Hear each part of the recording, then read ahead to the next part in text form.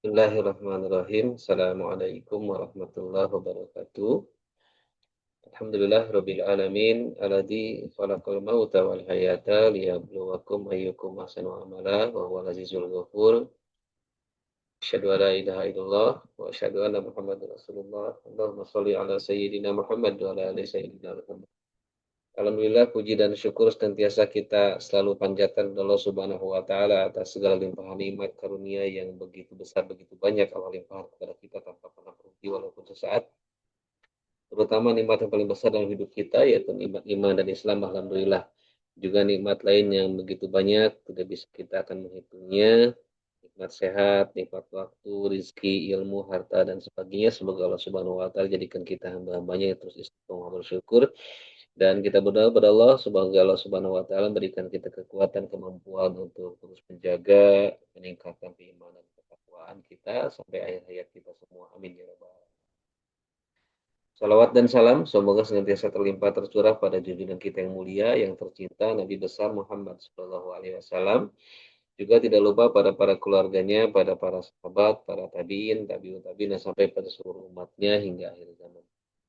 Alhamdulillah pada malam yang baik ini di tempat saya rintik hujan, semoga menjadi pertanda menjadi malam yang berkah Allah Subhanahu wa taala. Kita kembali Allah pertemukan dalam pertemuan online kajian rutin kita setiap Ahad malam, yaitu kajian online Masjid Ashifa Fakultas Kedokteran Universitas Padjadjaran. Sebuah nikmat yang tentu tidak boleh lupa kita syukuri ketika Allah mudahkan kita dalam berbagai kegiatan yang dicintainya, yaitu kegiatan thalabul ilmi yang merupakan kewajiban kita semua. Semoga Allah jadikan pertemuan ini menjadi pertemuan yang dicintai Allah, dan juga bagi kita tentunya semoga tidak hanya menambah ilmu, tapi juga senantiasa Allah berikan kekuatan untuk kita konversi menjadi amal soleh yang kelak meningkatkan keimanan dan ketakwaan kita hingga akhir hayat di hadapan Allah Subhanahu wa taala tentunya. Amin ya rabbal alamin. Mengucapkan terima kasih pada guru saya, guru kita semua, Ustadz Guntur Syihabuddin LC yang kembali hadir bersama kita semua pada malam hari ini. Terima kasih Ustadz. Semoga Ustadz nantiasa dalam keadaan sehat selalu walafiat bersama keluarga. Amin ya rabbal. Amin. Juga mengucapkan terima kasih pada para jamaah sekalian yang senantiasa istiqomah hadir pada Ahad malam ini. Semoga kegiatan thalabul ilmi kita senantiasa menjadi pemberat timbangan amal kebaikan nanti di hadapan Allah Subhanahu.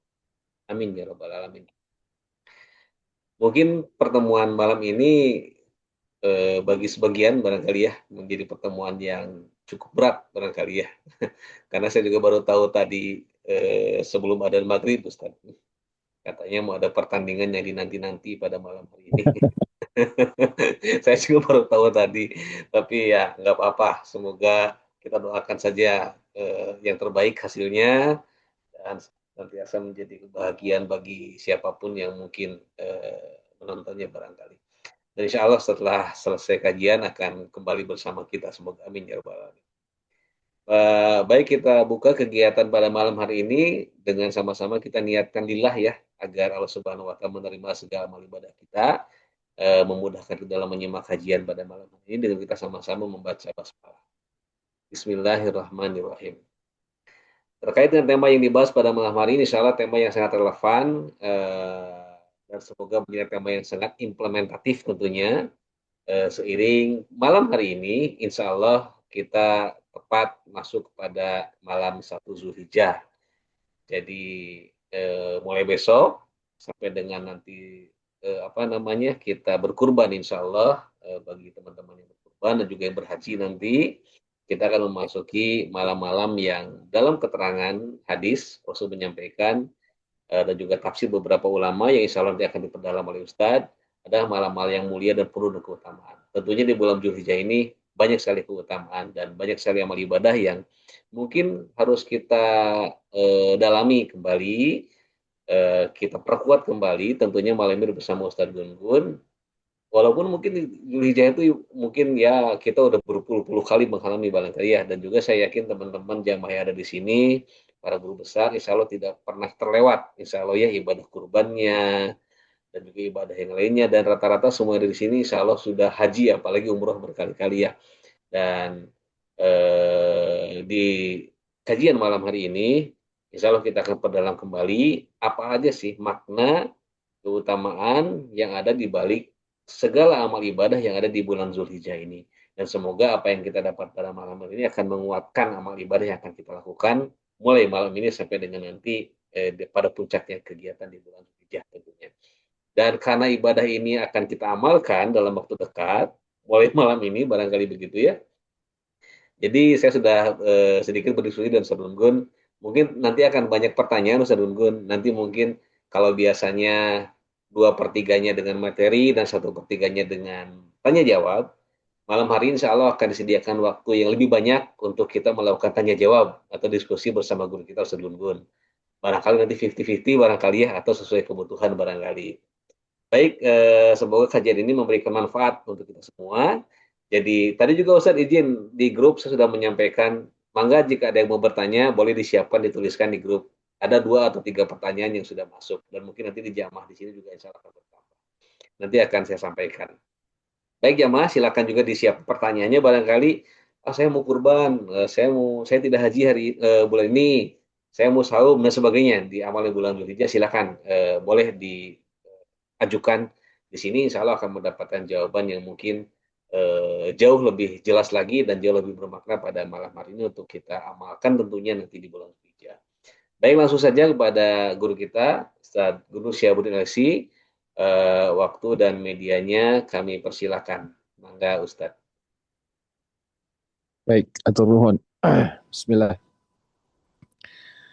Assalamualaikum warahmatullahi wabarakatuh. Waalaikumsalam warahmatullahi Innal hamdalillah nahmaduhu wa nasta'inuhu wa nastaghfiruh wa na'udzu billahi min syururi anfusina wa sayyiati a'malina may yahdihillahu fala mudhillalah wa may yudlil falan tajida lahu waliyyan mursyida. Asyhadu an la ilaha illallah wahdahu la syarikalah wa asyhadu anna Muhammadan abduhu wa rasuluh alladzi la nabiyya ba'dah. Allahumma sholli wa sallim wa barik ala hadan nabiyil karim wa ala alihi wa sahbihi ajmain amma ba'd. Alhamdulillah ikhwati iman rahimani rahimakumullah, segala puji milik Allah yang membersamakan kita di malam hari ini, di malam pertama insya Allah ya di bulan Dzulhijjah. Artinya secara hitungan hijriah kita sudah masuk pada tanggal 1 hijriah ya. Mudah-mudahan Allah Ta'ala memberikan kekuatan kepada kita semua untuk bisa memaksimalkan hari-hari terbaik ya di bulan Dzulhijjah ini. Karena kata baginda Nabi SAW, tidak ada hari-hari yang lebih baik yang di dalamnya dilakukan amal saleh kecuali di 10 hari pertama bulan Dzulhijjah. Kata para sahabat, walal jihad fisabilillah, bagaimana dengan jihad fisabilillah? Kata baginda Nabi, sekalipun dengan jihad fisabilillah, illa kecuali seseorang ya illa rajulun kharaja binafsihi wa malihi falam yarji min dzalika bisyai, kecuali seseorang yang keluar dengan dengan jiwanya, dengan hartanya ya, falam yarji min dzalika bisyai, kemudian dia tidak kembali dengan sesuatu apapun gitu. Artinya amal saleh yang kita kerjakan di 10 hari pertama bulan Dzulhijjah ini itu setara dengan mati syahid ya.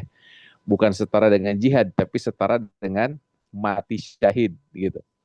Artinya luar biasa ikhwata iman ya, pahala yang dijanjikan oleh baginda Nabi SAW bagi orang-orang yang berupaya memaksimalkan 10 hari pertama bulan Dzulhijjah ini. Ya Allah Ta'ala berfirman di dalam Quran suratul Fajr ya, surah Al-Fajr, kata Allah wal fajr walayalin asyar ya, walayalin asyar, demi waktu fajar dan malam yang 10 ya. Di dalam bahasa Arab seringkali kata layal ini artinya malam sih sebetulnya, tetapi itu menggambarkan juga hari-hari tidak mesti malam, tapi hari-hari yang biasa kita temui ya. Nah makanya para ulama tafsir mengartikan secara jumhur ulama gitu ya. Jumhur ulama tafsir yang dimaksud dengan walayan asyar ini adalah 10 hari pertama bulan Zulhijjah. Ya, 10 hari pertama bulan Zulhijjah. Walaupun ada yang mengartikan walayan asyar ini itu 10 hari terakhir bulan Ramadan. Tetapi mayoritas ulama itu mengartikan walayalin asyar, itu 10 hari pertama bulan Dzulhijjah. Dan ini salah satu keutamaan 10 hari pertama bulan Dzulhijjah. Makanya ketika kita masuk di 10 hari pertama bulan Dzulhijjah ini, kita harus bikin program ya. Harus di planning nih, kita mau ngapain aja nih ya. Karena rugi kalau kita melaluinya dengan begitu saja. Ya, kalau kita melaluinya dengan begitu saja maka sangat disayangkan ikhwati iman. Ya, sangat disayangkan. Nah, karena nanti kita akan lebih banyak bertanya jawab ya, jadi saya akan secara ringkas saja ya. Jadi apa-apa saja yang bisa kita kerjakan di 10 hari pertama bulan Dzulhijjah ini sehingga ada program, ada target yang bisa kita capai ya selama 10 hari pertama bulan Dzulhijjah ini. Yang pertama ikhwati iman, amalan dari sisi yang paling ringan ya. Yang paling ringan itu berzikir. Ya, berzikir sebagaimana hadis Ibnu Umar, ya, hadis yang mirip dengan hadis yang tadi disampaikan ya, tidak ada hari-hari yang lebih baik kata Nabi sallallahu alaihi wasallam, "Min ayyamil amalus solih fiha ahabbu ilallahi min hadhil ayyam." Ya, tidak ada hari-hari yang Allah sukai, yang lebih Allah cintai ya, melakukan amal soleh ya, dibandingkan dengan hari-hari ini. Makanya kata Nabi, "Fadhkuru fihinna." Maka banyak-banyaklah berzikir di hari-hari tersebut ya. At-tahlil, wat-takbir, wat-tahmid ya. Nabi menyebutkan 3 kalimah thayyibah. Pertama, fa'aksiru fihinna tahlil. Perbanyak di dalamnya tahlil. Ini spesifik nih. Kemudian takbir, kemudian tahmid.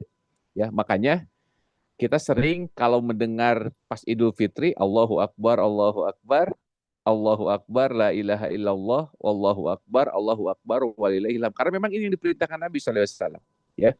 Jadi kalimat yang secara spesifik diajarkan oleh Nabi SAW ketika kita masuk di 10 hari pertama bulan Dzulhijjah. Ya, atau apa? Kalaupun terpisah juga boleh. Ya, terpisah artinya kalimatnya terpisah, tidak disatukan ya. Seperti misalnya la ilaha illallah, la ilaha illallah, ya, la ilaha illallah. Misalkan seperti itu, maka boleh-boleh saja. Ya, tetapi kalau kita ingin mengikuti bagaimana para sahabat Nabi menggabungkan 3 kalimat itu, ya sebagaimana yang masyhur yang dikenal oleh kita setiap kali Idul Fitri atau Idul Adha ya. Allahu Akbar, Allahu Akbar, Allahu Akbar. Ada yang 2 kali, ada yang 3 kali ya. Allahu Akbar, la ilaha illallah, Allahu Akbar, walillahilham. Jadi yang pertama, ya perbanyak zikir ya ketika masuk hari pertama bulan Zulhijjah. Ya. Nah, yang zikir yang spesifik tadi, perbanyak tahlil, perbanyak takbir, perbanyak tahmid. Ya, itu yang pertama. Nah, kemudian ikhwati iman rahimani rahimakumullah. Yang kedua, ada saum. Ya, ada saum. Nah, ini sering menjadi kebingungan bagi sebagian orang. Berapa hari sih saumnya gitu, kan? Ya. Berapa hari saumnya? Ada riwayat ya dari Abu Daud radhiyallahu an, dan hadis ini dinilai sahih ya oleh ulama hadis ya, minimal hasan. Bahwasanya Nabi Shallallahu alaihi wasallam karena Rasulullah Shallallahu alaihi wasallam, bahwasanya Nabi Shallallahu alaihi wasallam yasumu tis'a Dzulhijjah, saum di 9 hari pertama bulan Dzulhijjah. Wa yauma Asyura, kemudian beliau itu saum di 10 di tanggal 10 bulan Muharram.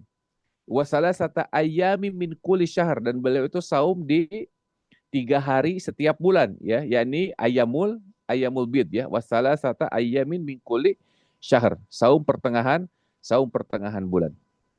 Gitu. Nah, ini menunjukkan bahwa Nabi itu pernah ya melakukan saum 9 hari di bulan Dzulhijjah. Nah, tetapi ada hadis yang lain ikhwati iman dari Aisyah, kata Aisyah bahwasanya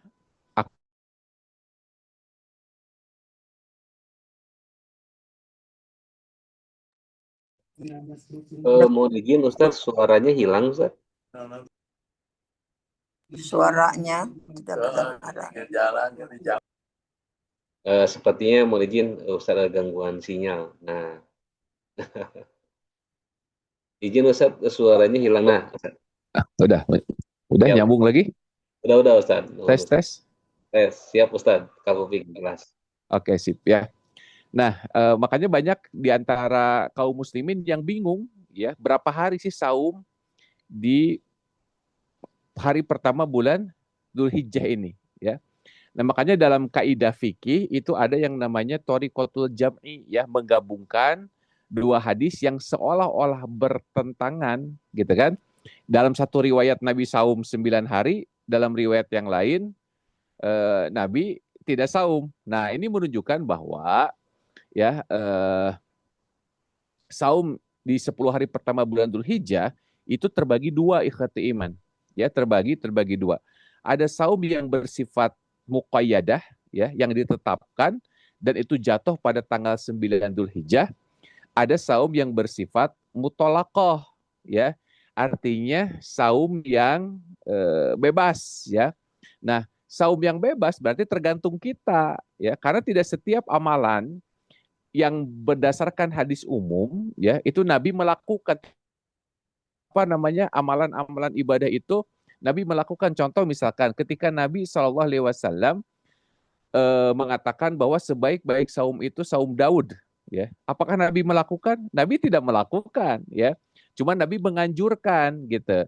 Ketika ada sahabat Nabi yang dia itu memiliki semangat yang begitu luar biasa semangat yang tinggi gitu kan ya. Kenapa? Karena motivasi yang luar biasa ya, ingin mendapatkan surga, ya motivasi yang luar biasa ingin apa namanya bersama nanti kedudukannya dengan baginda Nabi misalkannya, sehingga motivasi amal solehnya begitu luar biasa sehingga dia berjanji, wahai Rasulullah saya akan saum terus-terusan katanya gitu kan. Maka kata Nabi, jangan ya, kalau engkau mau maka saumlah 1 hari, berbuka 2 hari kan gitu awalnya. Terus kata sahabat Nabi ini, saya masih mampu ya Rasulullah katanya. Oh kalau begitu kata Nabi, ya udah kamu saum 1 hari, berbuka 1 hari, dan inilah saumnya Nabi Daud gitu kan. Dan ini saum terbaik, artinya tidak ada yang bisa menyaingi atau lebih lebih lebih dahsyat lagi dari saum itu. Tapi dalam riwayat disebutkan bahwa Nabi tidak pernah melakukan saum Nabi Daud ikut iman ya. Itu hanya sebatas statement Nabi bahwa saum Nabi Daud itu tidak ada yang menyaingi.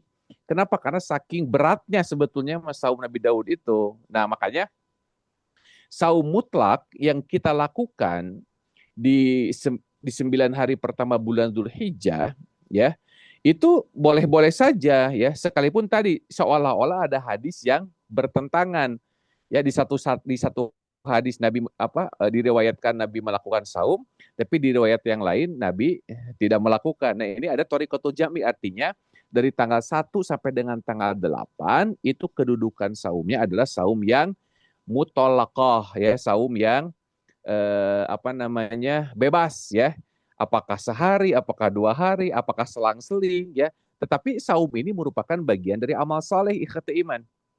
Ya, jadi saum itu bagian dari amal soleh yang bisa kita kerjakan. Karena kan begini, seringkali Nabi itu ketika di hari-hari tertentu yang beliau awalnya tidak berniat saum, ya, tapi kemudian ketika bertanya, wahai Aisyah, ada makanan apa hari ini, gitu kan? Terus kata Aisyah, wahai Rasulullah, hari ini kami tidak memiliki makanan. Maka kata Nabi, ya udah, kalau begitu hari ini aku berpuasa saja. Nah, ini menunjukkan bahwa kita bebas ya untuk melakukan ibadah saum apapun itu ya, karena ibadah itu ada dua ikhwati iman. Ada yang bersifat muqayyadah yang ditetapkan seperti saum pada tanggal 9 Dzulhijjah ya, ini muqayyadah ini ya. Kemudian ada saum yang bersifat mutolaqah tadi, sebagaimana Nabi SAW awalnya tidak berniat saum, tapi kemudian karena ada satu kondisi yang ya daripada ngalamun merenannya gitu kan, lebih baik saum saja. Nah, ini diperbolehkan ikhti iman ya, diperbolehkan. Nah, makanya bikin target, apalagi kalau misalkan besok apalagi kalau besok Senin kan, besok kan, nah kita bisa berniat saum Senin ya, saum Senin ya, itu kan saum yang muqayyad. Jadi muqayyad itu ada yang berkaitan dengan tanggal, ada yang berkaitan dengan hari ya. Kalau yang berkaitan dengan tanggal itu tanggal 9 tuh muqayyadnya. Tapi kalau yang berkaitan dengan hari ya seperti Senin, seperti Kamis gitu kan. Kalau yang berkaitan dengan tanggal itu seperti tanggal 13, tanggal 14, tanggal 15 di setiap bulan Hijriah. Nah, ikhwati iman rahimani rahimakumullah. Jadi sekali lagi tidak usah jangan riweuh gitu ya. Ini tuh saumnya nu mana silakan ya. Jadi tanggal 1 sampai tanggal 8 itu saumnya mutalakoh. Mutalakoh itu saum yang bebas ya, boleh dikerjakan secara beruntun boleh ya. Atau saumnya selang-seling juga boleh ya, atau hanya di hari-hari tertentu saja yang Senin Kemis ya boleh silakan, itu bebas ya. Tetapi yang tanggal 9 ini tolong jaga dan nanti jatuhnya pada hari Selasa ya. Dan kata Nabi Shallallahu alaihi wasallam, ya saum 9 Zulhijjah itu akan menghapus dosa yang lalu, setahun yang lalu dan setahun yang akan datang. Ya, ini pahala bagi orang yang saum di tanggal 9 Zulhijjah ya. Itu. Nah, kemudian ikhwati iman rahimani rahimakumullah. Hal yang bisa kita lakukan, ini target berikutnya ya. Target berikutnya adalah tilawatil Quran. Ya, tilawatil Quran. Kenapa? Karena kata Nabi SAW, afdalul zikr itu Al-Quran. Sebaik-baik zikr itu adalah Al-Quran. Ya, makanya bikin target ikhwati iman. Coba bikin target ya. Jadi gini, kalau kita bisa menghabiskan waktu bersama HP kita ya, bisa 1 jam kadang kalau diakumulasi itu ya. Kadang bisa 2 jam ya, kadang mungkin bisa 3-5 jam. Coba deh ya, waktu tersebut kita sisihkan untuk mengkhatamkan Quran ya, di 10 hari pertama bulan Dzulhijjah ini ya. Karena gini, ya 10 hari pertama bulan Dzulhijjah ini ikhwatimah, kalau kita berbuat amal soleh, maka pahalanya jauh lebih besar daripada amal soleh yang kita kerjakan di bulan-bulan yang lainnya ya. Sebagaimana kata Ibnu Rajab, beliau mengatakan fa inna hadhil ayyam ijtama'a fiha ummahatul ibadat ya. Pada 10 hari pertama di bulan Dzulhijjah itu berkumpul seluruh induk ibadah ya. Berkumpul seluruh induk ibadah. Semuanya ada di situ ya. Haji di 10 hari pertama bulan Dzulhijjah. Ya, sholat, ya tentu sholat nggak bisa ditinggalkan ya. Kemudian saum ada tuh, saum tanggal 9 Dzulhijjah. Kemudian atau saum mutlak yang tadi ya. Kemudian sedekah berupa kurban ya. Kemudian zikir yang secara spesifik diperintahkan oleh Allah Ta'ala ya. Nah makanya zikir terbaik itu apa? Baca Quran. Nah makanya coba bikin target ya. Kalau misalkan di 10 hari pertama bulan Dzulhijjah kita bisa khatam nggak tuh? Misalkan ya. Ini mah bukan ini ya Pak Bu ya. Ya bukan bukan apa menerawang sesuatu yang tidak mungkin. Ini mungkin, ini pasti ini. Ya tadi makanya kalau kita bisa menghabiskan waktu ya untuk HP kita itu berjam-jam, kenapa tidak dengan kita membaca Al-Qur'an? Misalkan kalau kita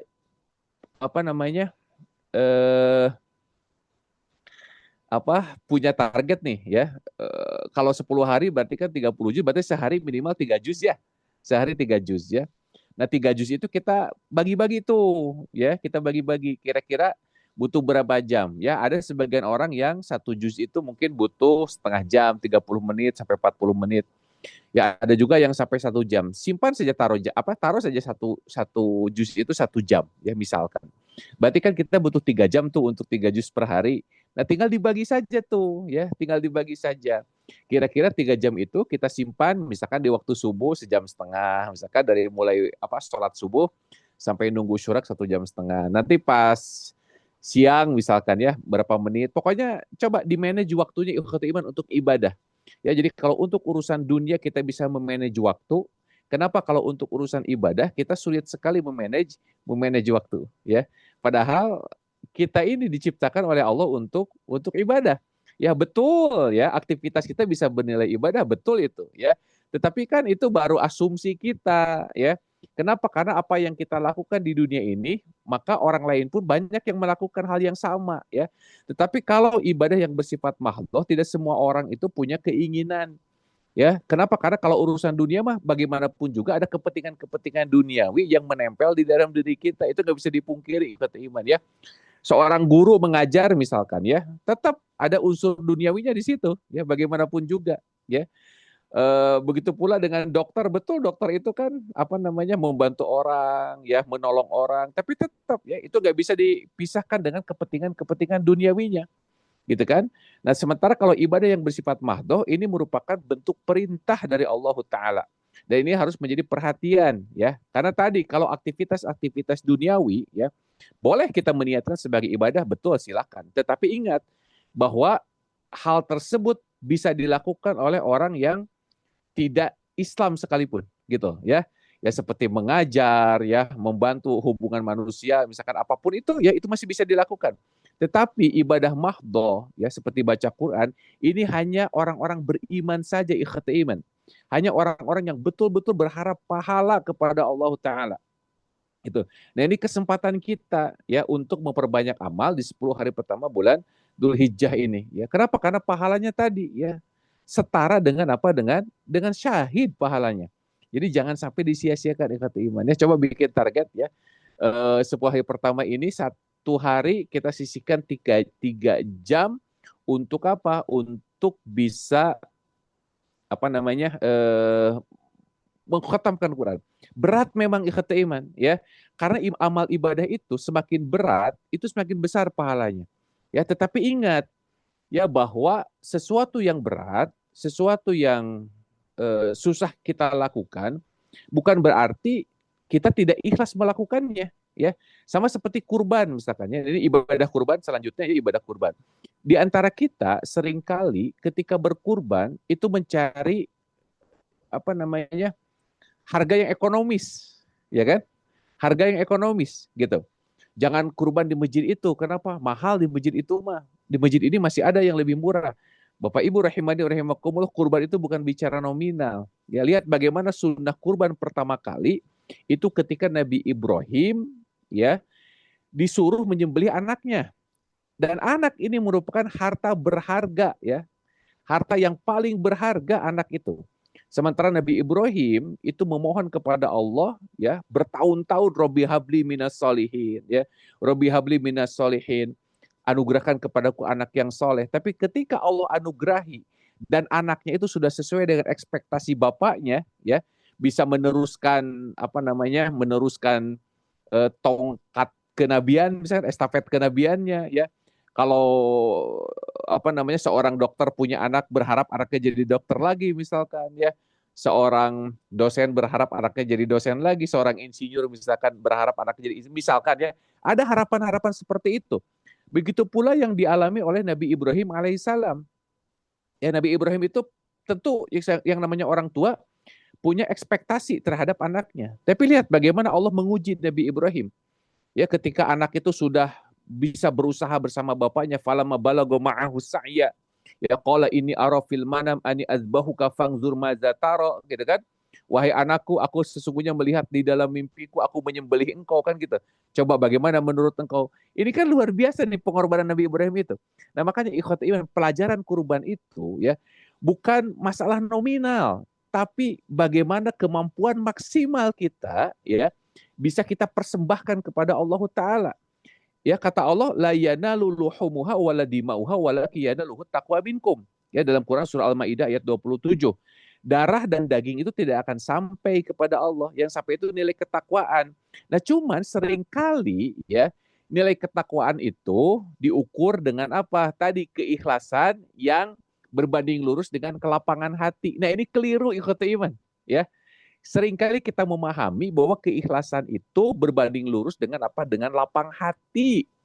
Ya, contoh misalkan tadi ya, ketika kita berkurban, nah saya mah ikhlas lagi 2 jutaan misalkan ya.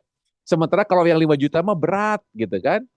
Ya, seringkali kita beranggapan seperti itu. Padahal ikhwatu iman ya, tidak semua amal ibadah yang kita kerjakan dengan beban yang begitu berat itu dianggap tidak ikhlas, tidak ya justru ya amalan-amalan berat kita paksakan ya selama berharap kepada Allah Taala itulah keikhlasan.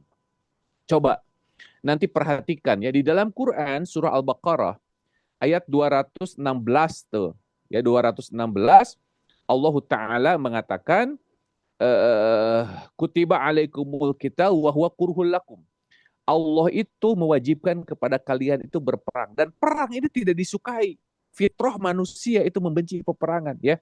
Harus berhadapan dengan musuh, apalagi musuhnya lebih kuat misalkan ya. Gitu. Ini tidak disukai. Tetapi kata Allah, wa asa an takrahu syai'an wa huwa khairul lakum. Tapi boleh jadi apa yang kalian benci itu baik bagi kalian. Wa asa an tuhibbu syai'an wa huwa syarrul lakum. Dan boleh jadi apa yang kalian sukai itu buruk bagi kalian. Wallahu ya'lamu wa antum la ta'lamun. Allah itu mengetahui apa yang kalian tidak ketahui. Artinya ikhwatu iman, sesuatu yang berat bagi kita itu belum tentu buruk bagi kita. Sama seperti tadi ketika kita berkurban, ketika kita mampu sebetulnya ya dengan nominal yang lebih besar, tetapi kita beranggapan berat ya mah, saya mah ikhlas lagi kan 2 juta. Sama seperti ibu-ibu bapak-bapak ya, ini ada donasi, ini silakan seikhlasnya misalkannya untuk saudara kita yang terkena musibah, sok ya. Kadang seikhlasnya itu ikhwatu iman, kita ngasih yang paling kecil ya. Ikhlas itu paling kecil, padahal ikhlas itu sekali lagi tidak ada hubungannya dengan kelapangan dada, nggak ada ikhlas iman. Ya, dengan kelapangan hati nggak ada ikhlas itu. Ya, nanti coba perhatikan lagi di dalam Quran surah At-Taubah ayat 40 kalau tidak salah ya. Infiru khifafa 41 ya. Infiru khifafa wasiqala.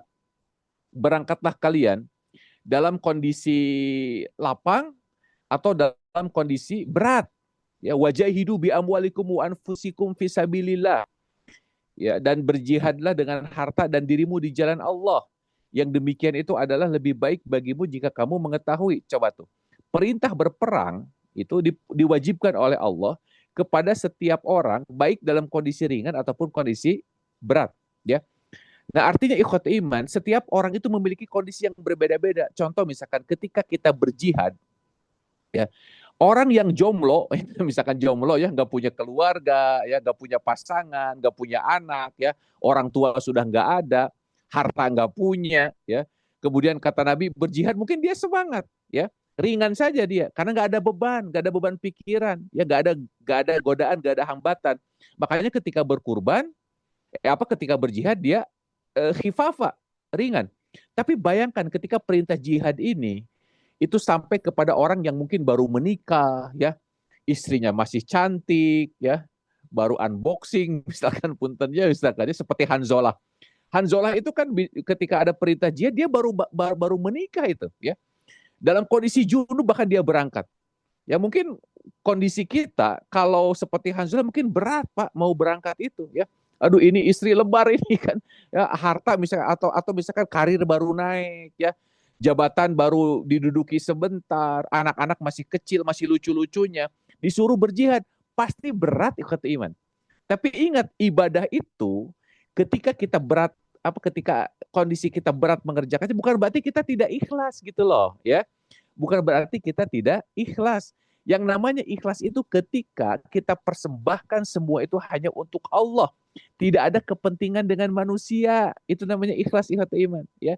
Makanya coba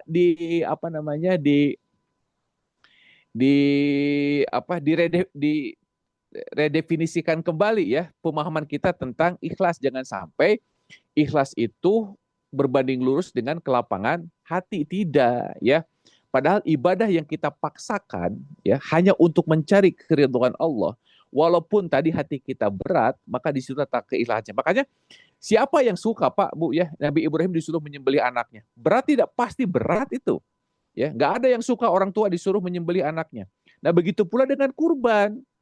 Ya, kurban itu bukan mencari nominal yang murah, pilih-pilih masjid. Oh, di sini mah murah nih kan cuma 2 jutaan. Oh, ini di Basnas nih murah nih cuma 1,5 juta misalkan kurban teh, ya. Seolah-olah menggugurkan kewajiban. Tidak, ya. Kurban itu kita memaksimalkan kemampuan kita, ya, memaksimalkan kemampuan kita. Walaupun tadi berat, ya. Ada orang yang punya kerjaan bagus, ya belum punya keluarga, ya. Disuruh kurban yang harganya 10 juta mungkin ya bagi dia enteng-enteng saja. Tetapi 10 juta bagi orang yang masih punya keluarga, ya, anak masih sekolah, Tapi dia mampu sebetulnya mengeluarkan itu. Nah, tentu pasti ada ininya, ada apa namanya? Ada hambatan, ada godaan ya. Aduh, beratnya ya. Tapi dia paksakan tuh. Ya, dia paksakan tetap berkurban dengan 10 juta tadi misalkan ya. Maka sekalipun berat bukan berarti dia tidak ikhlas. Boleh jadi di situ letak keikhlasannya. Kenapa? Karena dia berkorban untuk Allah dengan sebenar-benarnya ikhwati iman. Ya, makanya begitu pula tadi ya dengan apa namanya bikin target ya, bikin target baca Quran. Mumpung 10 hari pertama bulan Dzulhijjah. Pahalanya sama seperti apa? Mati syahid kalau kita beramal. Ya, tentu yang mendapatkan pahala ini adalah orang-orang yang memang berusaha mengisi hari-hari tersebut dengan amal soleh. Nah, tetapi bagi orang-orang yang tidak punya target, ya tidak punya planning, ya tidak punya program, ya tentu ya dia akan melalui hari-hari tersebut ya dengan biasa-biasa saja, ya. Makanya ikhwati iman rahimani rahimakumullah, ini penting ya saya sampaikan bahwa ketika Allah ngasih kesempatan kepada kita, ya maka ambil kesempatan itu dengan sebaik-baiknya. Ya, ada istilah seize your moment ya. Raih kesempatanmu. Kenapa? Karena kesempatan itu tidak akan datang dua kali ya. Belum tentu apa namanya Dzulhijjah tahun depan kita masih diberi umur ya. Dzulhijjah tahun depan kita masih ada rezeki ya. Dzulhijjah tahun depan kita masih sehat, belum tentu. Nah, sekarang ketika Allah masih memberikan kesehatan, masih ada rezeki bagi kita, maka maksimalkan ikhati iman ya. Jangan berpikir sesuatu yang belum pasti ya. Terkadang tadi godaan itu Bapak Ibu, kita mengkhawatirkan sesuatu yang belum tentu. Tawakal kita kurang gitu ya. Tawakal kita kurang. Sama seperti tadi misalkan kita mampu berkurban dengan yang 5 juta misalkan ya. Tetapi kita khawatir, oh nanti takut begini, takut itu, kita nggak punya simpanan. Padahal kalau untuk beli yang lain kita bisa ya. Kadang beli HP 25 juta, 30 juta kita gampang. Tapi kenapa? Untuk berkurban itu kita sulit sekali. Kenapa? Karena di situ ada nilai ibadahnya. Ya, sesuatu yang ada nilai ibadahnya ini sangat sangat berat untuk kita kerjakan. Dan tentu di situ ada pahala yang luar biasa ya. Baik, Bapak Ibu rahimani rahimakumullah, Kang Adri mungkin cukup ya prolognya. Isi kepanjangan. Masih menarik sekali Ustaz. Jika masih ada mungkin boleh di prolog kita tambah lagi barangkali. Oh, gitu ya. Baik ya. Nah, Pokoknya isi gini. jamaah jika ada pertanyaan silakan langsung boleh menuliskan ya. Mangga Ustaz. Iya. Gini. Dzulhijjah ini ikhwati iman ya adalah salah satu sarana untuk mengukur bagaimana akhlak kita kepada Allah Taala. Ya. Dzulhijjah ini. Karena kan gini, kita ini kan punya dua hubungan ya, hubungan hablum minanas ya dengan hablum minallah. Ya kan? Nah, ini dua-duanya ada di bulan Dzulhijjah nih. Nah, Dzulhijjah ini untuk mengukur tuh akhlak kita kepada Allah, akhlak kita kepada manusia, ya. Akhlak itu kan beda dengan adab. Kalau akhlak itu produk dari ilmu tuh. Itu akhlak itu produk dari ilmu. Sementara adab itu kan kebiasaan ya, budaya bangsa tertentu ya. Walaupun nanti ada adab-adab pencari ilmu dan seterusnya. Tetapi intinya bahwa akhlak ini adalah produk dari ilmu, itu akhlak ya. Nah, Dzulhijjah itu akan menjadi tolok ukur bagaimana akhlak kita kepada Allah Taala ya, hablum minallah kita. Ya. Nah, orang yang berakhlak baik kepada Allah, menjaga hubungannya dengan Allah, maka begini, ketika Allah menetapkan sesuatu, baik itu berupa syariat ataupun berupa takdir, maka seorang muslim itu harus meyakini bahwa dalam syariat dan takdirnya itu terdapat tiga unsur. Ya, terdapat tiga unsur. Pertama, khair. Ya, khair itu kebaikan. Jadi setiap yang Allah tetapkan bagi kita, apakah itu takdir ya atau syariatnya, maka itu mengandung khair, kebaikan. Makanya ada ungkapan apa namanya? Setiap qada Allah itu pasti ada kebaikan. Contoh misalkan ada kasus ya dulu, ya ini masyhur sekali, ada seorang raja yang dia itu terpotong tangannya, kemudian dinasihati oleh Perdana Menterinya bahwa setiap ketetapan Allah itu kebaikan. Si raja ini marah. Ya, di mana kebaikannya? Tangan saya terpotong kok ada kebaikan kan gitu kan? Nah, kadang orang itu tidak yakin dengan apa namanya dengan ketetapan Allah. Padahal tadi setiap ketetapan Allah, setiap syariat Allah itu ada khair yang pertama, ada kebaikan. Nah, kemudian si raja ini memenjarakan si Perdana Menteri itu, ya dipenjara gitu kan. Selang beberapa waktu si raja ini melakukan perburuan ya, berburu tuh bersama pengawalnya. Tiba-tiba dia melewati batasan atau wilayah orang lain, ditangkaplah dia. Kemudian dipersembahkan kan gitu ya. Ini masyhur cerita ini. Nah, ketika mau dipersembahkan, pengawal-pengawalnya itu ditangkap, dipersembahkan, sementara si rajanya itu tidak jadi. Kenapa? Karena dia memiliki cacat, jarinya buntung. Ya, singkat cerita si raja ini dibebaskan, kemudian dia kembali ke kerajaannya, kemudian dia manggil si perdana menteri yang di penjara tadi, ya kemudian dia mengakui bahwa setiap ketetapan Allah itu kebaikan, ada khairnya. Ya, karena kalau jari saya tidak buntung katanya, mungkin saya sudah dipersembahkan tuh buat Tuhan mereka kan begitu ya. Terus kata si raja ini, terus apa kebaikan kamu katanya? Ya, kamu mendapatkan kebaikan, kamu di penjara. Kata si perdana menteri ini, iya kalau saya tidak di penjara gitu kan, maka saya akan ikut bersama engkau ya, dan saya akan ditangkap dan saya akan dipersembahkan gitu-gitu kan. Nah ini seorang muslim itu ikhwat iman ya harus meyakini bahwa ketetapan Allah itu pasti ada khairnya. Ya, termasuk tadi perintah berkurban.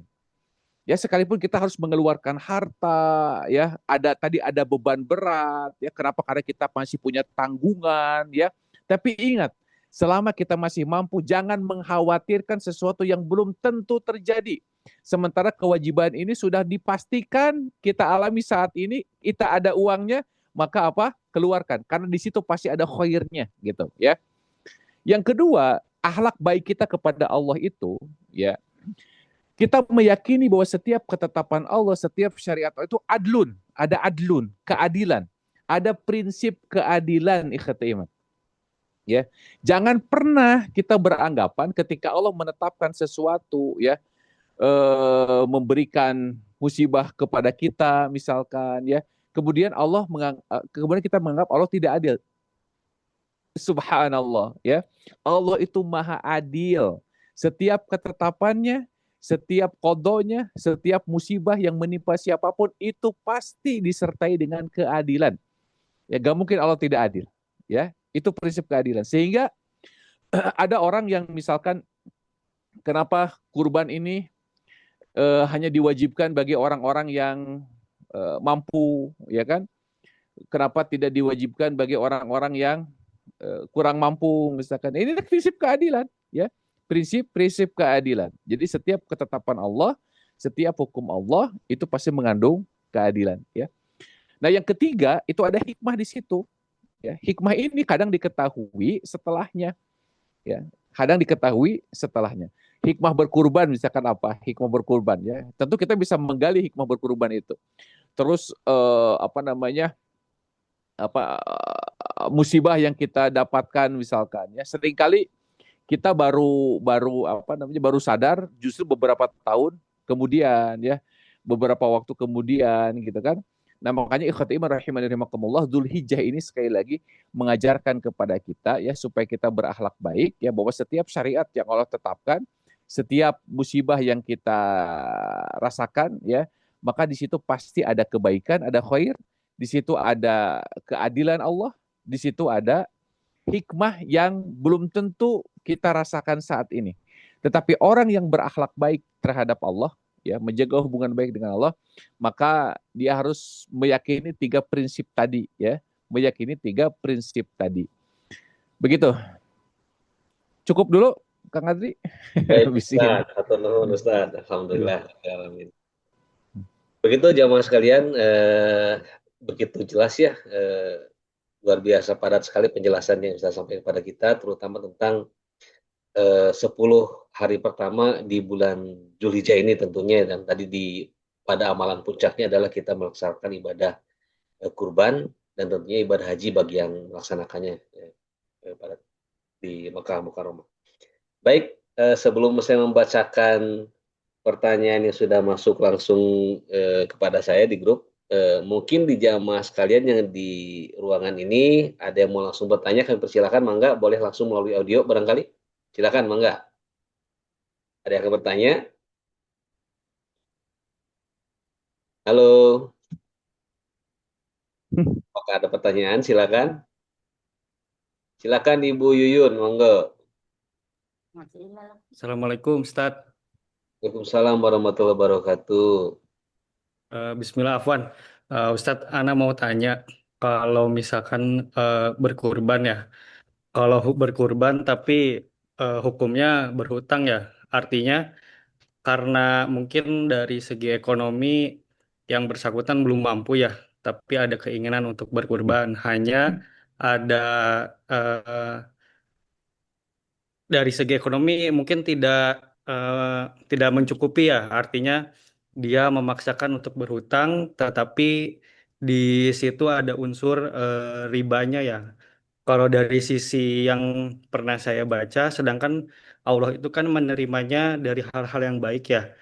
Hukumnya bagaimana Ustadz? Niatnya ingin berkurban, tetapi ada unsur-unsur yang mungkin secara syariat dilanggar ya. Syukron. Assalamualaikum Iya. warahmatullahi wabarakatuh. Iya. Kata Nabi SAW, Inna Allah tayyib, la yukbalu illa tayyib. Ya, Allah itu bersih, baik, ya tidak menerima kecuali dari yang baik-baik ya. Tentu niat baik itu juga harus direalisasikan dengan cara yang baik pula, gitu ya. Niat baik harus direalisasikan dengan cara yang baik. Allah itu tidak membebani kecuali sesuai dengan batas kemampuannya. Ya, la yukallifullahu nafsan illa us'aha. Ya, dalam ayat yang lain la yukallifullahu nafsan illa ma ataha. Ya, qad ja'alallahu likulli syai'in qadra, ya. Allah itu punya takarannya masing-masing, ya. Nah, artinya ikhwatu iman ya tidak diperkenankan ya niat baik ini kemudian dieksekusi dengan cara yang tidak baik gitu ya. Kurban ini kan kewajiban bagi orang yang mampu. Ya adapun orang yang belum mampu, maka niat itu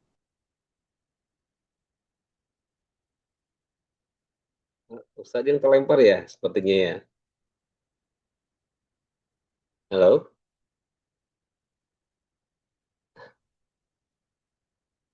Baik, seperti Ustadz ada gangguan sinyal. Kita tunggu beliau bergabung lagi bersama kita. Silakan para jamaah sekalian sambil menunggu. Biasanya di ibadah kurban ini banyak sekali pertanyaan-pertanyaan yang apa namanya biasanya diajukan. Makanya, eh, nah silakan Ustadz, Bangga. aduh ini jaringannya nih. Udah nyambung lagi udah? Sudah Tes Ustadz. tes. Sudah jelas Ustadz. Sudah jelas Ustadz suaranya? Ya, udah ya. Bismillah. Ah, jadi apa ada hadis Nabi SAW ya. Inna dunya li arba'in nafar. Sesungguhnya dunia itu bagi 4 kelompok kan. Ada orang yang dikasih ilmu, dikasih harta, ya kemudian dengan harta dan ilmunya dia beramal saleh kan gitu. Nah tapi ada juga orang yang tidak dikasih harta tapi dikasih ilmu. Kemudian orang yang punya ilmu ini, dia bercita-cita seperti orang yang pertama. Maka kata Nabi SAW, dia akan mendapatkan sebagaimana orang yang pertama dapat. Nah itu kan, artinya tidak perlu kita memaksakan sesuatu yang di luar kemampuan kita, ya gitu. Makanya kan mana yang didahulukan kurban atau bayar hutang ya bayar hutang dulu ya. Jadi jangan sampai kita berkurban malah bikin hutang, nah, kan udah nggak tepat ini ya, udah nggak tepat ya. Ini udah jelas-jelas melanggar syariat ini gitu. Jadi tadi prinsip pertama Allah itu baik hanya menerima dari yang baik-baik. Yang kedua, bahwa syariat itu dibebankan kepada orang yang mampu saja. Ya, yang ketiga, ketika ada orang yang tidak memiliki kemampuan, maka niat baiknya itu sudah mencukupi, sudah mengcover itu. Nah, ini kita harus yakin nih ya, bertransaksi dengan Allah itu tidak seperti kita bertransaksi dengan manusia gitu. Ya, maka kalaupun memang kita punya keinginan ya bersabar saja ya, bersabar, nabung gitu ya. Jadi jangan sampai kita mendahulukan mendahulukan sesuatu tapi kemudian kita malah nyicilnya jadi hutang. Ini tidak tepat ikhtiman ya. Allah taala alam. Baik, terima kasih. Begitu Bapak Yuyun ya, sudah dijawab. Baik, sebelum pertanyaan Dokter Pati, izin saya membacakan pertanyaan yang masuk dulu ya, Dok ya. Kita gantian barangkali itu. Ini pertanyaan dari Dokter Anglita. Mungkin tadi sudah ada disinggung jawabannya sudah saja tentang saum, tapi izin mungkin sedikit diperjelas kembali. Untuk amalan puasa sunnah sejak memasuki bulan Zulhijjah, bagaimana tuntunan dan keutamaannya? Dalam hal ini nih, tadi udah dijelaskan oleh Ustaz. Apakah setelah hari tasyrik selesai nanti tanggal 10, 11, 11, 12, 13, apakah setelah hari tasyrik selesai masih diutamakan untuk sunnah saum Zulhijjah di luar Senin Kamis dan Ayamul Bid? Apakah ada tuntunan seperti itu, Ustaz? Boleh diulang? Maaf tadi keputus. Pertanyaan Ustaz, apakah nanti setelah hari tasyrik selesai, artinya 10 hari pertama ini kan sudah lewat ya Ustaz ya? Iya, iya. Apakah masih diutamakan untuk sunnah saum Zulhijjah di luar puasa Senin Kemis dan puasa Ayamul Bid, Ustaz? Iya, baik ya. Iya, pertama yang menjadi dalil umum itu adalah kata Nabi Shallallahu Alaihi Wasallam, tidaklah seseorang melakukan yasumu yauman, ya fisabilillah, ya tidaklah seseorang itu melakukan ibadah saum satu hari saja fisabilillah di jalan Allah, kecuali apa kata Nabi SAW, kecuali Allah akan jauhkan wajahnya ya dengan neraka sebanyak 70 tahun ya. Nah ini dalil umumnya gitu kan. Nah artinya ikhwatul iman ya, ibadah saum ini tidak terputus hanya di 10 hari pertama saja gitu. Tetapi 10 hari pertama itu lebih dikhususkan. Kenapa? Karena dari kan Zulhijjah ini kan bulan haram ya, Zulhijjah ini bulan haram ya, semua hari-harinya dimuliakan, bulan itu dimuliakan, tetapi 10 hari pertama itu jauh lebih mulia lagi gitu loh ya, jauh lebih mulia lagi. Makanya ada hadis tadi riwayat Abu Daud tadi bahwasanya Nabi SAW saum itu di 9 hari pertama kan gitu ya. Tetapi kemudian ada hadis Aisyah yang mengatakan aku tidak menemukan itu. Nah ini yang tadi ya, makanya dari tanggal 1 sampai tanggal 8 itu tetap diperhatikan ya untuk kita bisa melaksanakan ibadah saum, apakah di hari tertentu saja, Senin dan Kamis saja, atau misalkan terus-terusan boleh. Nah, adapun setelah tasyrik, itu kembali kepada keutamaan dari bulan Dzulhijjahnya itu sendiri, ya. Karena ini bulan Dzulhijjah, bulan yang diharamkan oleh Allah, bulan yang dimuliakan, maka amal soleh di dalamnya tetap lebih bernilai, ya, lebih berharga dibandingkan dengan bulan-bulan yang lainnya, ya, gitu. Jadi bukan berarti di 10 hari pertama sudah selesai kemudian kita udah selesai, enggak begitu ya.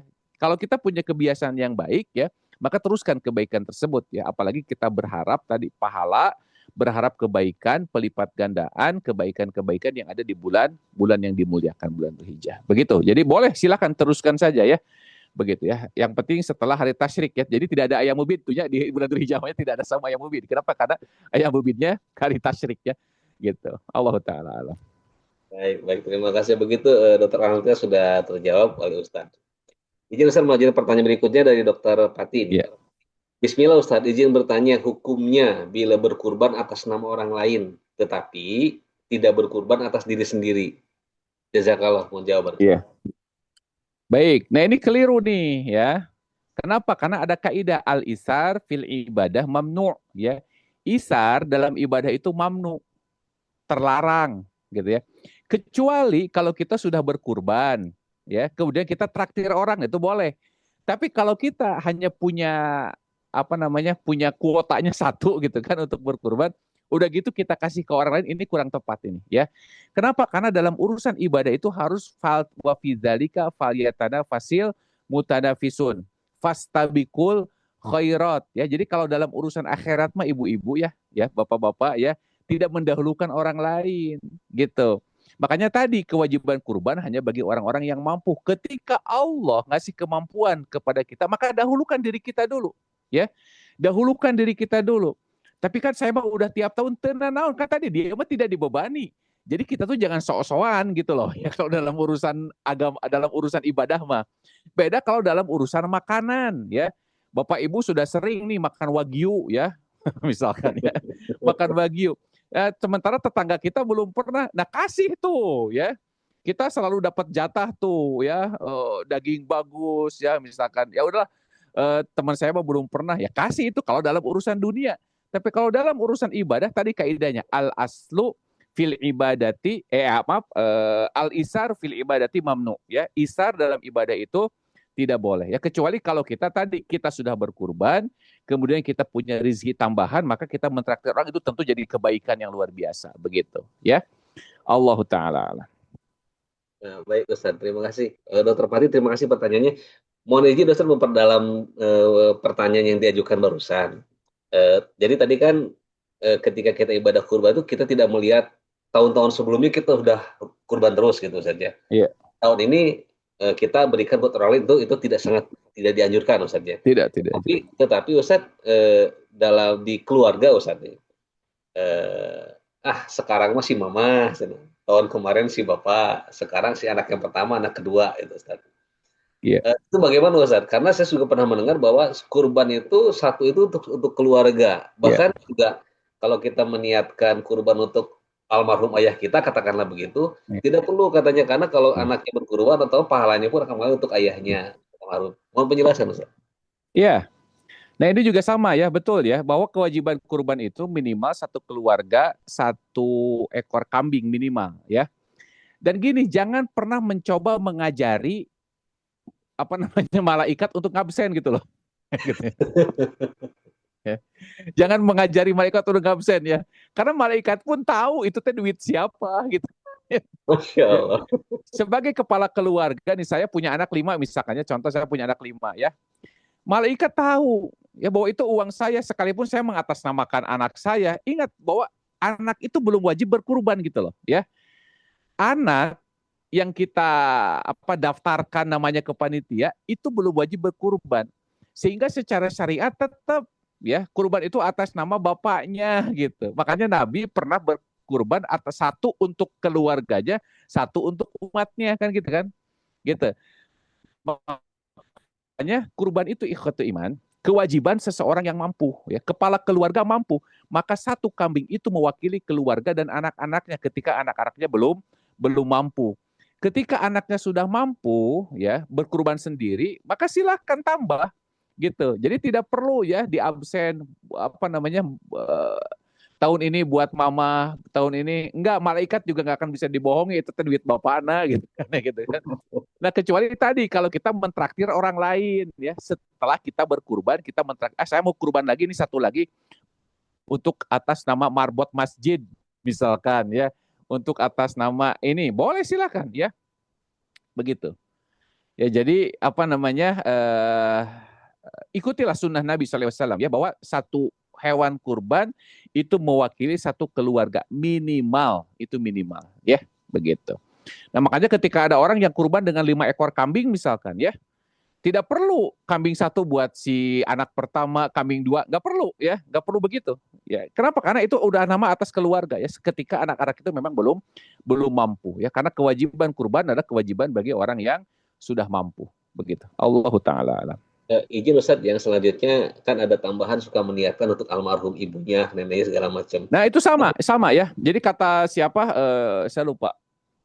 Itu sudah termasuk, karena kurban itu ikhwatu iman. Kalau kita punya keluarga istilahnya 7 turunan ke atas ya, atau 7 turunan ke bawah ya, itu berdasarkan surah At-Tur kalau tidak salah ayat 21 tuh ya, waladzina amanu wattaba'athum dzurriyyatuhum biiman alhaqna bihim dzurriyyatahum wa ma alatnahum min amalihim min syai'. Itu akan ke bawah insyaallah ya, sebagai 1 keluarga yang utuh itu. Jadi tidak perlu ya mengatasnamakan orang yang sudah meninggal, karena kurban sekali lagi kewajiban bagi orang yang masih hidup ya. Adapun orang tua yang sudah meninggal, maka itu secara otomatis akan terbawa tuh ya sebagai keluarga intinya, begitu. Allahu taala. Jamaah luar biasa menarik ya kajian pada malam ini. Saya berharap semoga jamaah yang hadir pada malam hari ini boleh untuk mengajukan pertanyaan, karena saya yakin biasanya kalau pas nuju ngawas sih sokila pertarusan deh, tapi begitu tidak disediakan sesi tanya jawab malah banyak yang bertanya begitu. Nah, baik, izin pertanyaan selanjutnya Ustadz. Ya. Ada sebuah hadis dari Bapak Siswo nih. Jika kalian melihat hilal Dzulhijjah dan salah seorang di antara kalian ingin berkurban, maka hendaklah ia menahan diri dari memotong rambut dan kukunya. Dan pertanyaan yang sama juga ditanyakan oleh Dr. Suwardi, apakah bagi kita yang mau kurban di Idul Adha, apakah betul sesuai hadis itu ya, kita tidak boleh potong kuku dan gunting rambut selama 10 hari sebelum kurban dilaksanakan? Itu mohon penjelasan Ustaz terkait urgensinya begitu barangkali Iya, dilakukan. betul ya. Ini kenapa? Karena apa? Pertama kita meniru orang yang sedang haji, yang sedang ihram, ya. Jadi hikmahnya itu karena kita meniru orang yang sedang ihram. Ya, jadi begitu masuk hari pertama bulan Dzulhijjah, kita disunahkan bagi yang berkurban ya, hanya bagi yang berkurban, ya. Hanya bagi yang berkurban, gitu. Adapun yang tidak berkurban itu tidak disyariatkan. Jadi di syariatnya ini hanya bagi orang yang berkurban. Ya, jadi begitu masuk hari pertama bulan Dzulhijjah, bagi orang yang berniat berkurban, bukan lunas ya. Karena ada orang yang beranggapan ya kalau lunas dulu ya belum tentu juga kan. Karena orang kadang orang apa daftar tapi belum dibayar, misalkan dibayar nanti 3 hari sebelum. Nah itu pun sudah termasuk ya kategori orang yang niat berkurban. Maka iya ya disunahkan untuk tidak memotong kumis ya, memotong kuku ya, memotong rambut persis sama dengan orang yang sedang ihram ya. Begitu. Maka kata Nabi itu gitu ya. Adapun hikmahnya wallahu alam ya. Itu kita itiba terhadap apa yang disampaikan oleh baginda Nabi Shallallahu Alaihi Wasallam. Jadi mulai malam ini nih ya, mulai malam ini bagi bapak ibu yang berniat berkurban, maka tahan ya untuk tidak memotong kumis atau udah getek, itulah sunnah ya. Gara retek misalkan itulah sunnah ya. Makanya di setiap apa sunnah itu ada pengorbanan ya, ada pengorbanan gitu ya. Makanya sempurnakan ya ibadah kita dengan mengikuti hal-hal yang menurut kita kecil, sepele ya, tapi sempurnakan itu ya. Aduh kumis udah ini nih udah gararetek misalkan, kuku udah panjang lupa dipotong, wayahna ya. Wayahna sampai nanti sampai nanti hewan kurban kita disembelih begitu ya. Allahu taala. Betul ya, itu sahih hadis itu ya. Begitu. Silakan jemaah, ada yang akan bertanya langsung silakan sebelum saya membacakan pertanyaan yang lain. Mangga, ada yang bertanyakan? Baik Ustaz. Saya ingin bacakan lagi Ustaz. Tadi Ustaz sempat dibahas tentang fadilah atau keutamaan dari puasa Arafah Ustaz ya, tanggal 9 Zulhijjah. Ya. Itu akan menghapus dosa setahun ke depan dan setahun ke belakang. Mungkin boleh dijelaskan Ustaz karena bagaimana hakikat dari makna hadis itu sendiri, karena dosa yang setahun ke belakang mungkin kita bisa menerima seandainya ibadah itu seandainya ibadah Arafah kita diterima Ustaz saumnya, diampuni dosa Ya. kita. Dan untuk dosa yang akan datang Ustaz, itu apakah jadi Ya. seolah nanti kita menemui bulan Ramadan ada tos puasa Arafah katanya. Mohon penjelasan Ustaz. Iya, gini.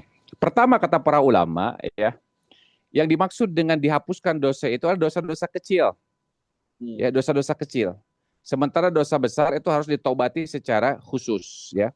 Jadi dosa-dosa kecil yang sudah kita lakukan ya setahun ke belakang itu dihapuskan kalau saumnya diterima ya. Nah, kemudian bagaimana dengan setahun ke depan? Nah, ini garansi ini ya. Tadi bahwa amal min alamati qabulil amal, di antara tanda amal seseorang itu ya diterima, pertama apa? Al hasanatu ba'daha, kemudian daf'us sayyi'ah. Ya. Jadi akan melakukan kebaikan setelahnya dan menolak keburukan.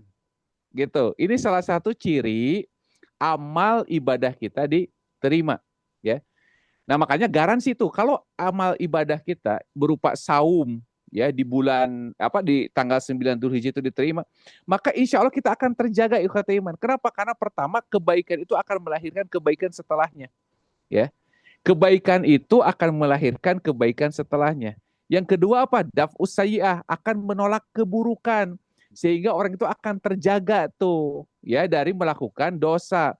Nah, adapun dosa-dosa kecil yang tidak terasa ya, yang tanpa sengaja ya insya Allah itu dihapuskan oleh Allah Ta'ala. Kecuali kalau dosa besar ya, kalau dosa besar itu tetap harus ditobati. Ya artinya makna menghapuskan dosa yang akan datang, itu pertama dosa-dosa kecil, yang kedua akibat amal tersebut diterima akan menghasilkan kebaikan setelahnya dan akan menolak apa? Menolak keburukan sehingga terjaga untuk melakukan keburukan. Kenapa? Karena akan muncul perasaan di dalam dirinya tadi ya, untuk menjaga dirinya, memproteksi dirinya dari dosa karena dia sudah melakukan tadi ya amal kebaikan begitu. Oh, dosa yang langsung hubungannya dengan Allah Ustaz ya. Kalau doa yang hablum minanas itu apalagi Ustaz ya, harus minta maaf langsung Ustaz ya, tidak bisa dihapuskan oleh apa namanya? Kalau dosa hablum minanas apalagi tidak bisa dihapuskan oleh puasa Arafah Ustaz ya. Iya. Betul. Baik Ustaz, terima kasih. Alhamdulillah ada pertanyaan masuk Ustaz nih dari Pak Ahmad Baihaqi. Assalamualaikum Ustaz. Oh, pertanyaan yang sangat penting Ustaz, dan sangat esensial sekali, dan ini terutama untuk yang akan menjadi panitia kurban di masjid tempatnya masing-masing. Apa saja Ustaz yang harus diperhatikan oleh panitia kurban yang diamanahi untuk mengelola pelaksanaan kurban dari jamaah yang menitipkan hewan kurban Ustaz? Banyak seperti ini Ustaz. Ya. Pertama ya, yang harus diperhatikan nih, apalagi kalau panitianya di masjid ya. Jangan sampai dia mengambil keuntungan dari barang yang bukan barang jualannya tuh. Hati-hati itu ya. Karena banyak sekali panitia kurban ya menawarkan harga 4 juta tapi beli kambing yang 3 juta misalkan tanpa ada akad tambahan gitu. Jangan hati-hati ya. Dia menjual padahal bukan barang dia, yang dijual barang orang lain gitu. Dia dapat keuntungan dari situ, maka haram ini hukumnya ya. Jadi harus ada akad nih. Ya dia kalau misalkan 4 juta biaya pengurusan 500.000 misalkan, maka harga kambing itu harus 3,5 juta ya gitu ya. Karena sesuai akad pengurusan 500 berarti harga kambing harus yang 3,5. Nggak boleh dia ngambil keuntungan dari situ, nggak boleh, haram ya. Kecuali kalau memang dia jualan domba secara langsung kan gitu ya. Itu panitia kurban harus hati-hati itu ya. Jadi jangan sampai dia ngambil keuntungan dari sesuatu yang bukan haknya gitu ya. Yang kedua, panitia kurban yang ada di masjid tidak boleh menggunakan fasilitas masjid. Ya. Karena kurban ini apa? Kurban ini kewajiban individu tadi. Ya, panitia itu hanya sebatas memfasilitasi, sehingga tidak boleh panitia itu mengambil sesuatu yang berkaitan dengan masjid. Ya, kecuali minjam barang-barang yang bersifat al-ma'un, ya barang-barang yang kecil lah, gitu kan. Tapi kalau misalkan masjid dibebani dana sekian untuk ini nggak boleh ini, ya. Karena tadi kurban itu kewajiban individu, sehingga individu itu yang harus bertanggung jawab untuk memenuhi seluruh kebutuhannya, ya, bukan masjid. Sekalipun itu diadakan di masjid, ya. Makanya kenapa harus ada tadi kayak biaya kebersihan, biaya listrik dan seterusnya yang dibebankan kepada si mudhohi tadi. Untuk apa? Untuk mengganti, ya, untuk mengganti biaya-biaya yang dikeluarkan oleh masjid. Ya, jadi tidak boleh masjid sedikit pun mengeluarkan biaya ya dalam kepanitiaan itu. Ya, ini hati-hati nih para pengurus ya, para panitia ya. Kenapa? Karena kurban itu sekali lagi apa? Kewajiban individu. Jadi individu tersebut yang harus memenuhi setiap kebutuhannya ya, walaupun dilaksanakannya di masjid ya. Jadi hati-hati ya DKM ya untuk menggunakan fasilitas masjid, hati-hati. Kecuali kalau ada hitung-hitungannya ya, ada gantinya gitu ya. Gitu. Yang kedua, yang berikutnya apa? Yang ketiga ya. Hati-hati nih. Para DKM yang menyewa jagal ya. Kadang jagal itu hanya tahu menyembelih, nggak tahu doanya, nggak tahu fikihnya ya. Bahkan si sapi itu biar cepat mati karena dia diburu waktu ya, kemudian dia banjur tuh. Ya dia semprot tuh. Padahal si sapi itu masih sekarat. Ini hati-hati. Makanya panitia kurban itu bukan hanya sekedar mengurusi apa namanya hewan-hewannya, tapi harus ada ahli fikihnya. Ya ketika dia memotong, bagaimana cara menyembelih, ya tunggu si sapinya mati dulu, misalkan jangan sampai si sapi masih sekarat kemudian ingin cepat segala macam. Nah ini hati-hati ikhwati iman. Ya harus diperhatikan tuh cara penyembelihannya.